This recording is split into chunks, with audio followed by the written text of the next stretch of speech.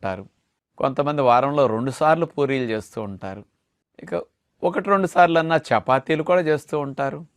చక్కగా అందులో వెన్నపూస పెట్టో, నెయ్యి పెట్టో చపాతీలు కాల్చి మంచిగా టేస్ట్‌గా చేసుకుంటుంటారు. కొంతమంది పిల్లలు టిఫిన్ తినేటప్పుడు ఈ పూరీలు గానీ, చపాతీలు గానీ వాళ్ళకి కారం పెద్దగా నచ్చదు. తీపి ఇష్టం ఉంటుంది. ఘాటుకి వాళ్ళు కొంచెం ఇబ్బంది పడేవాళ్ళు ఉంటారు. కారం అంటే అలవాటు లేకుండా ఉండేవాళ్ళు ఉంటారు కొంతమంది చిన్న పిల్లలు.